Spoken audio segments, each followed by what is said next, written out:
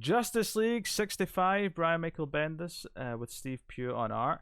And I have to make a confession because I did not read this. Yeah, of Oh, course Matt. not. Oh, Matt. You've been shafted. But I've been. It was Sinmar, Matt. All I could think of was Sinmar. Yeah. How was it? It was. Just take 2 minutes so I can go get a drink. It's okay. Apparently, Lois has a brother. That's who that was targeting Black Canary and Ollie. That's when. Yeah, exactly. Says that it's Lois Lane's brother. His codename in Argus was Damon Rose, and he was trained by Sam Lane.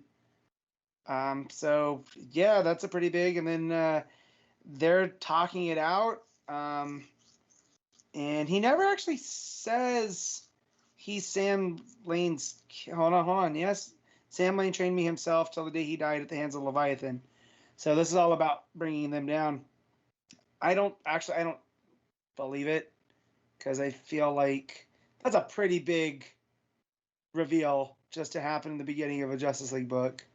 And then Deathstroke attacks, and Ollie gets quippy. I guess let's say more stuff, but I'm going to cover the Ollie and Dinah stuff first. Sure. And they go back, and Deathstroke is basically like, hey, no more Argus, no more Cadmus. That makes these tense standoffs are a bit more frustrating because no one knows what side you're on. And he says that he's here for Damon Rose. And then Dinah has a thought, and he's like, well, wait, Deathstroke, this would have been over. So you're not Deathstroke. So there's someone out there operating in, Deathstroke's uniform. And he goes, if it makes you feel better, I didn't see you until that split second I pulled the trigger.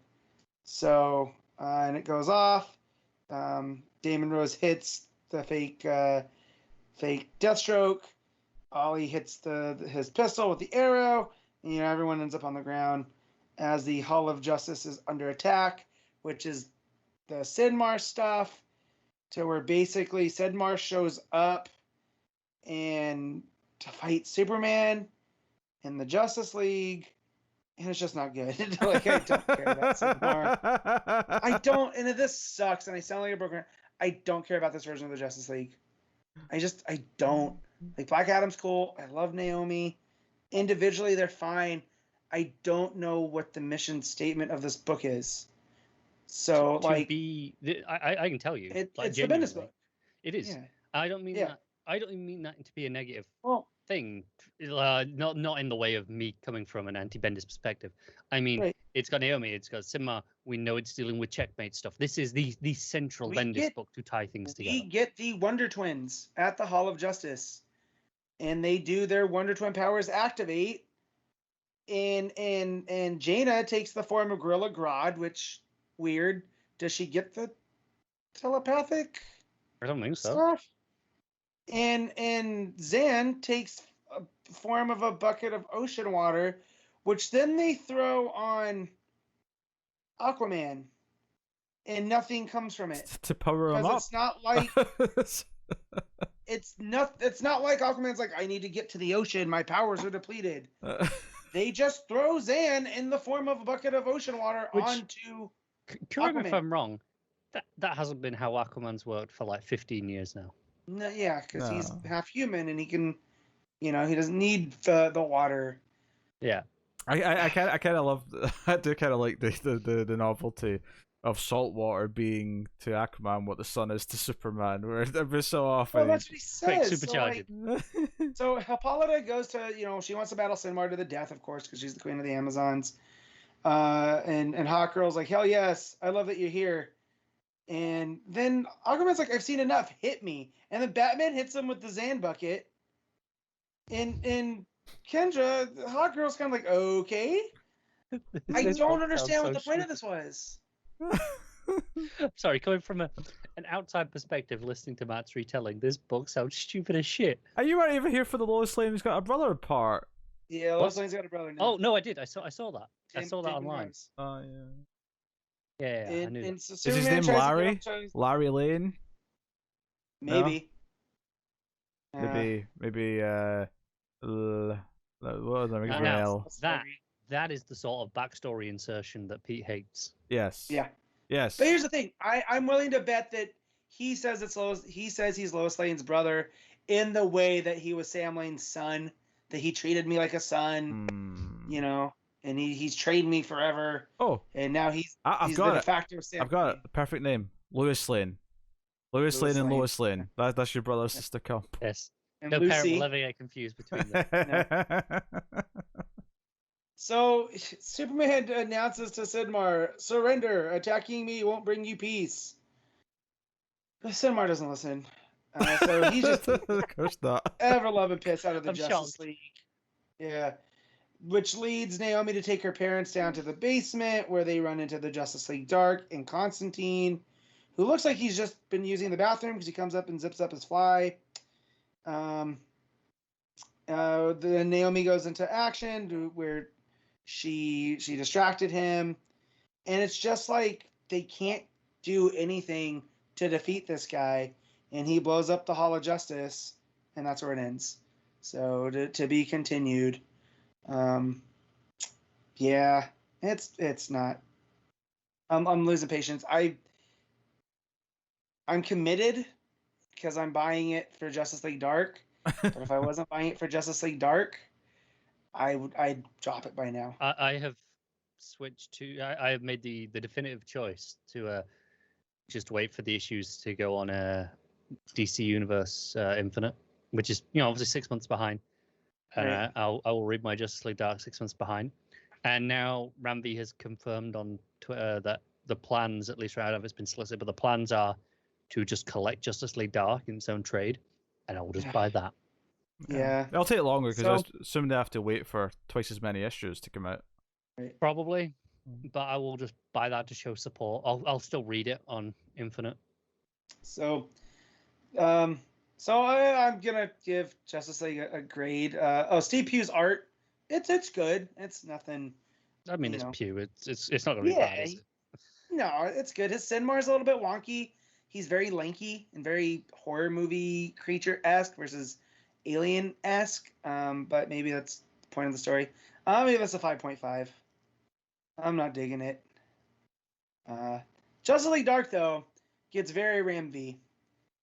Because this is the Eternal Night Part 2 with Sumit Kumar back on art. And what was his name? Something Singh.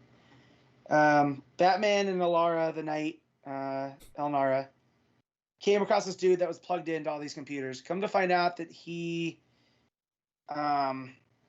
is a very powerful psychic, and that cult that Batman is tracing is basically using him to get what they need, because they're using his telepathy and telekinesis to create alterations in reality that there aren't real, but they feel real.